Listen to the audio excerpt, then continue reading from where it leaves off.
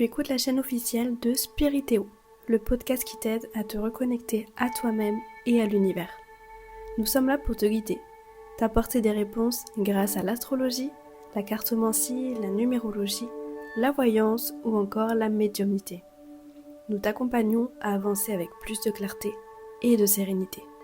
Retrouve nos experts sur spiritéo.com pour des consultations et des guidances personnalisées.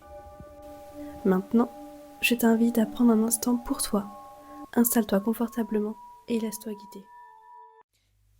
Et coucou à toi, je suis Diana Mena, cartomancienne et thérapeute sur Spiritéo.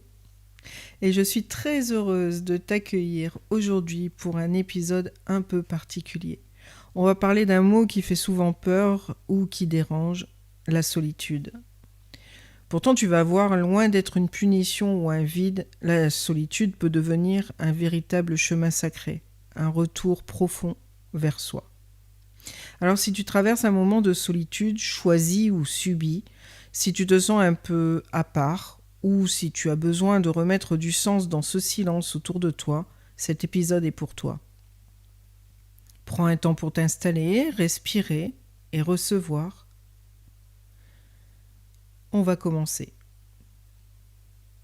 Alors déjà, il y a quelque chose de très important à faire, c'est de distinguer la solitude de l'isolement. D'abord, remettons un peu de clarté. L'isolement, c'est quand on se sent séparé, coupé, oublié. La solitude, elle, peut être habitée, pleine, créative, voire même sacrée. Ce n'est pas la même chose. En fait, ce n'est pas la quantité de monde autour de toi qui compte. C'est la qualité du lien que tu as avec toi-même. En réalité, la solitude, quand elle est choisie ou accueillie, elle devient un espace, je dirais même fertile. Un cocon dans lequel tu peux te retrouver, te réajuster, te réaligner. Et cette solitude n'est pas vide.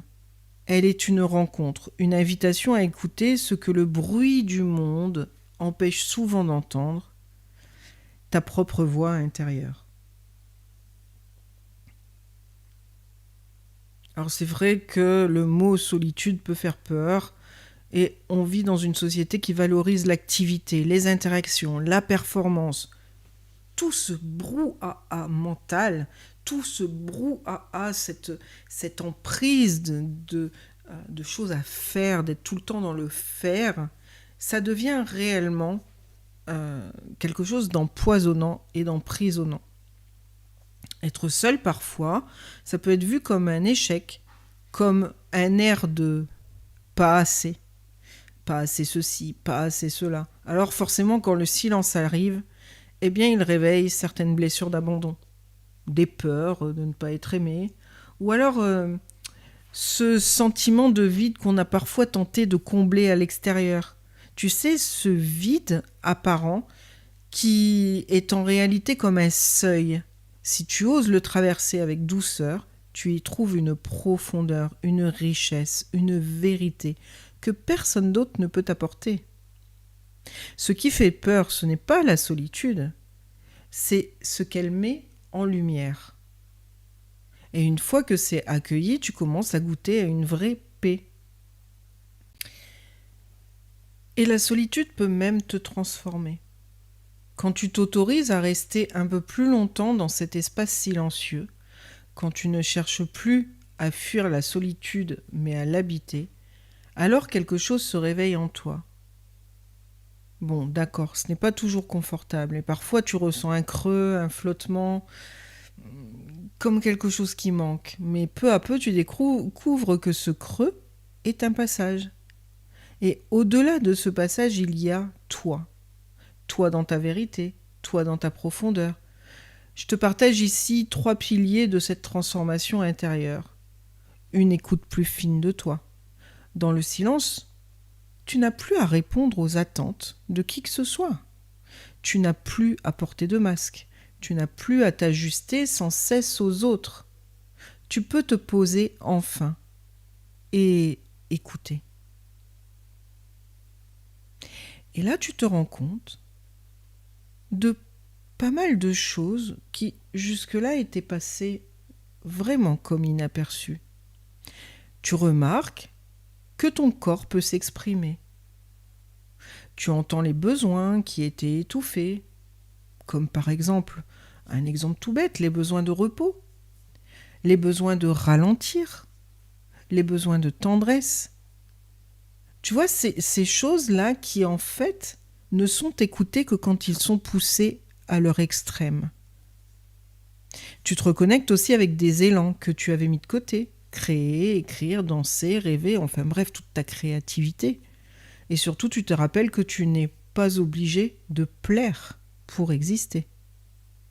Que ta présence, même sans rien faire, même sans dire quoi que ce soit, eh bien que cette présence est déjà précieuse.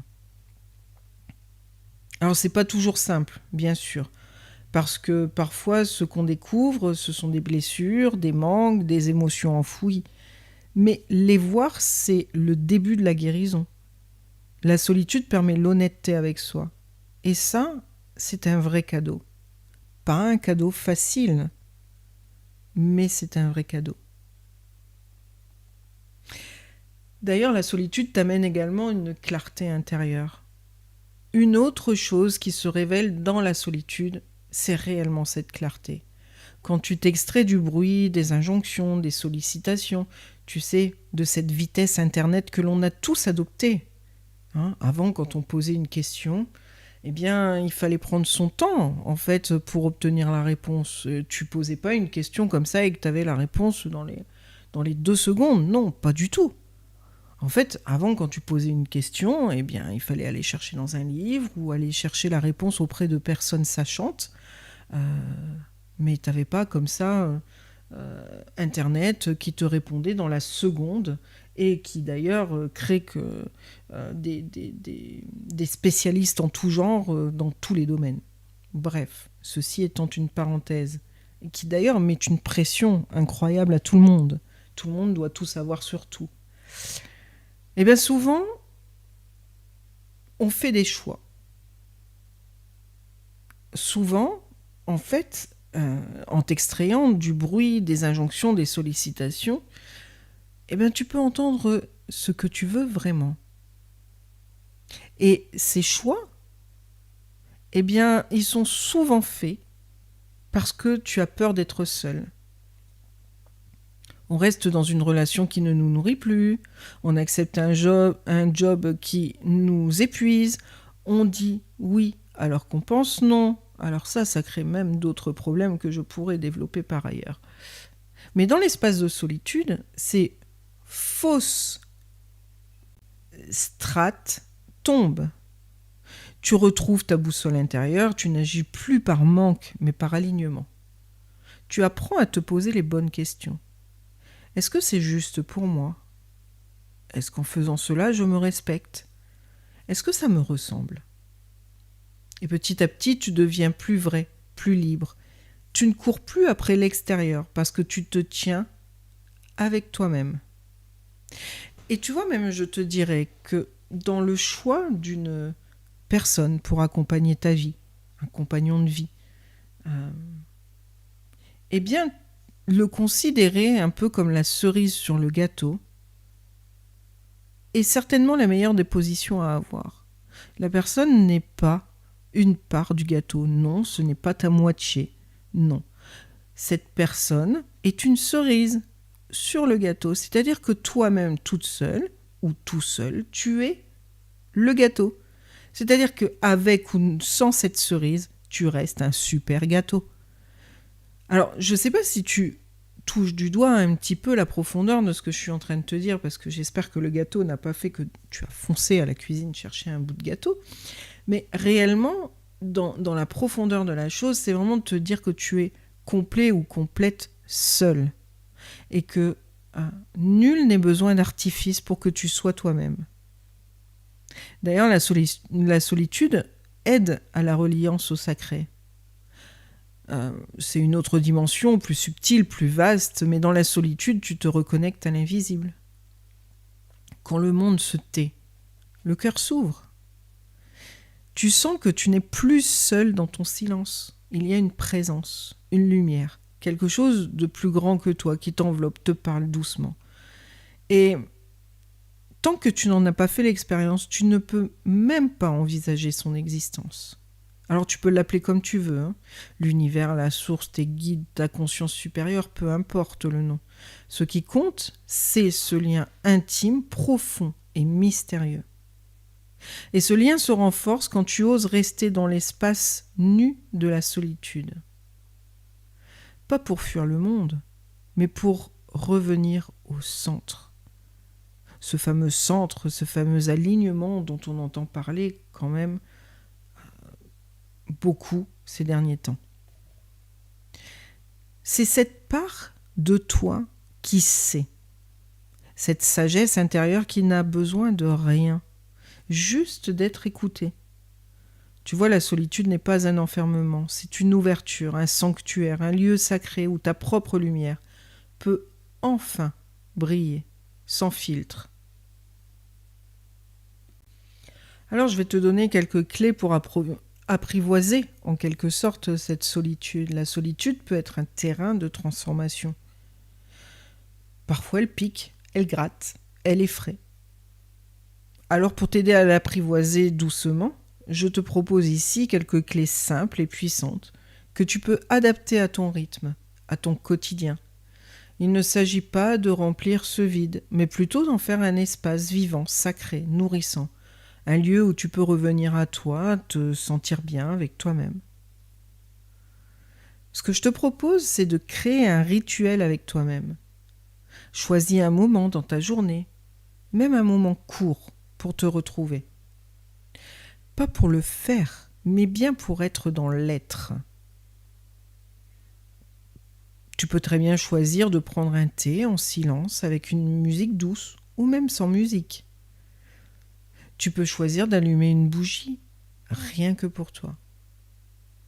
Tu peux choisir un moment de méditation, de prière, d'intention. Et quand tu fais ça, tu dis à ton âme, « Je suis là, je t'écoute ». Et tu transformes un moment ordinaire en un espace sacré. Tu n'as pas besoin d'être en haut d'une montagne ou dans un ashram pour ressentir le sacré. Tu peux le vivre là, chez toi, dans la simplicité, mais avec présence. Tu sais, je te dirais même que, à la limite, et même pas à la limite d'ailleurs, tu peux le faire. C'est quelque chose que moi-même j'ai déjà expérimenté à une certaine époque. Tu peux même réussir à être dans le sacré, dans cette méditation intérieure, dans ce retour à toi, dans cette solitude, d'accord, dans le métro. Il n'y a pas de limite. À partir du moment où le calme est fait en toi, tu peux le vivre n'importe où, même en plein milieu d'une foule ou d'un concert. La solitude, ce retour à soi, je te parle bien de la solitude, hein. Je ne te parle pas du tout de l'isolement, hein. Je te parle de la solitude. Eh bien, tu peux la trouver vraiment à n'importe quel endroit. Tu peux également t'écrire, t'offrir ta propre parole. Alors tenir un journal, ce n'est pas juste raconter ta journée, c'est ouvrir un espace d'intimité avec toi-même. Tu peux écrire ce que tu ressens, sans filtre, ce que tu aimerais dire à quelqu'un ou à toi-même. Tu peux même faire des lettres à ton âme, à ton enfant intérieur, à tes guides.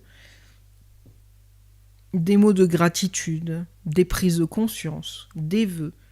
Tu sais, l'écriture, c'est comme une porte, une façon de te relier à toi, mais aussi à l'invisible. Souvent, des messages émergent, des vérités cachées se révèlent, et tu n'es plus seul.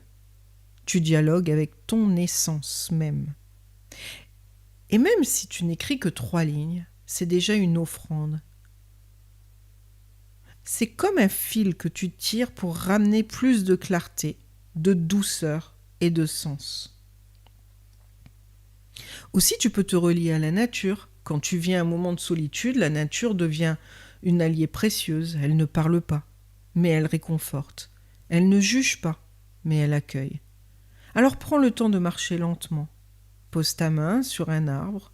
Regarde le ciel, les nuages, les feuilles qui bougent. Respire avec le vent.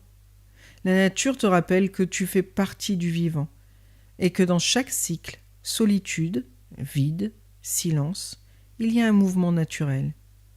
Même quand tu te sens en retrait, quelque chose en toi continue de pousser. Tu n'es jamais vraiment seul. Il y a tout un monde autour de toi qui te soutient discrètement. Tu peux dialoguer avec tes guides, un petit peu comme nous avons déjà vu dans un autre podcast. Dans le silence, la voix de tes guides devient plus perceptible. Alors parfois ce n'est pas une voix claire, on l'a déjà vu. Ça peut être une sensation, une image, une chanson qui passe au bon moment, des synchronicités, une intuition soudaine. Peu importe, c'est dans ce silence où tu vas pouvoir entendre tes guides. Rappelle-toi que la solitude, ce n'est pas l'absence de lien. C'est une autre façon d'être en lien avec toi, avec l'invisible, avec le vivant. Alors, qu'est-ce qu'on peut retenir ensemble aujourd'hui ? C'est que la solitude n'est pas une ennemie à fuir. Elle est un chemin vers toi. Oui, parfois elle fait mal. Oui, parfois elle réveille des blessures anciennes. Mais elle peut aussi devenir un lieu de paix, de guérison, de clarté. Quand tu choisis de ne plus la fuir, quand tu décides de l'habiter avec conscience, tu ouvres un espace puissant où tu te redécouvres. Tu entends ce que tu n'as jamais pris le temps d'écouter. Tu retrouves ta lumière, ta voix intérieure, ta vérité. Et je dirais même, tu retrouves ta joie de vivre. La solitude devient alors un sanctuaire intérieur, un sanctuaire choisi, un endroit où tu peux renaître, plus ancré, plus aligné, plus libre. C'est un véritable cadeau. En conclusion, je te dirais que si tu es en train de vivre cette solitude-là, ou si tu sens qu'elle t'appelle doucement, sache que tu n'es pas seul. Tu es peut-être simplement à l'orée d'un passage sacré, un moment d'initiation, un retour vers ton essentiel. Et si tu ressens l'élan d'être accompagné sur ce chemin-là, et que tu as besoin d'un miroir bienveillant pour y voir plus clair, alors je suis là, avec tous les experts, sur Spiritéo. Et on peut traverser ensemble ce passage, écouter ce que ton âme cherche à te dire, mettre de la lumière là où c'est flou. Merci pour ta présence, merci d'avoir écouté avec le cœur, et surtout merci d'être là dans ton cheminement. Ta présence est précieuse. Prends soin de toi, prends soin de ton espace intérieur, c'est là que tout commence. Et à très bientôt sur spiritéo.com.